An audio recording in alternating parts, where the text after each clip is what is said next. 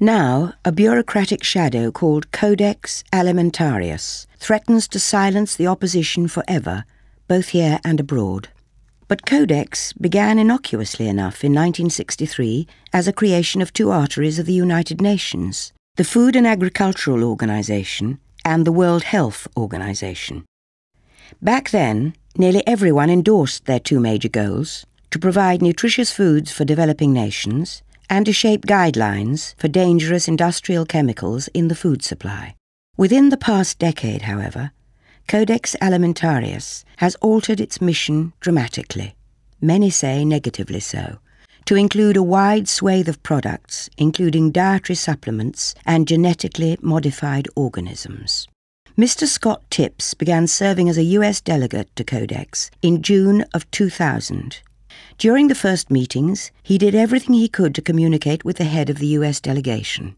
I, in a flurry of notes, passed comments and suggestions and the like to Elizabeth Yetley, who was the American delegate there, and it made no impact. In fact, the only impact I had was to call her during a break and basically be very tough with her about a particular clause that she was trying to remove from the final report. That particular sentence or clause basically said that the United States supports the right of consumers to have free access to vitamins and minerals, and she had unilaterally yanked that from the final reports.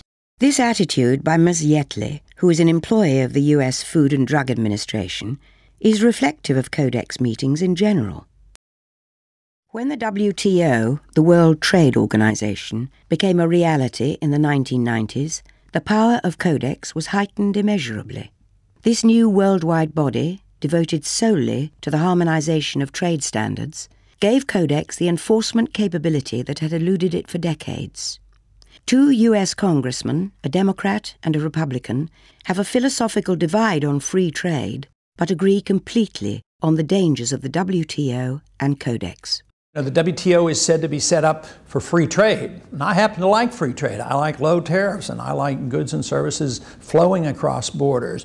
I studied economics in college. I'm a skeptic of the whole theory of free trade, and it really crystallized around the NAFTA and the WTO agreements. I am a champion of national sovereignty, so I do not like the idea of getting involved in what the founders called entangling alliances. I remember talking to Mickey Cantor, the president's special trade representative, and I'd studied a little bit, and I said, I can't understand how we're going to bind ourselves to this agreement, which has a secret dispute resolution process, which has no rules regarding conflict of interest, and they will essentially preempt U.S. law. And then when you go to the next step of becoming a member of the World Trade Organization, means to me that we as a people and as a Congress, we give up too much of our responsibility and our prerogatives. I said, oh, no, you don't understand.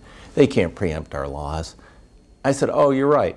They can just fine us for having our laws, and we can pay perpetual fines because we have laws that protect consumers or the environment, or we can repeal our laws. But now we're talking about turning it over to a world organization that's going to force harmonization. So it's working as designed as far as they're concerned, which is to protect corporate interests and overrule governments and stick it to consumers. And they'll do that under the name of free trade and globalization and pretend that they're on the side of freedom. But actually they're not. They're on the side of regulations and special interests and protection of certain big corporations. If there's a higher corporate good to be served by breaking the law, by having the FDA work with the Codex and try and drag the U.S. into this nightmare, then they're all for it, and they're doing it. So we do what the WTO tells us, and that's why I'm very leery of the WTO, and I'd just soon we get out of the WTO. This would be like the ultimate reaching of government into our personal health lives, which would be unbelievable, and not even our government, some bureaucratic, diffuse, multinational, secretive government. It has been said many times that democracy is the dream of all who are oppressed, the hope of those imprisoned by fear or injustice. But the sad truth That which is almost too sad to acknowledge is that the betrayal of democracy began long ago, when profit replaced the will of the people and corporate lobbyists became the masters of the universe.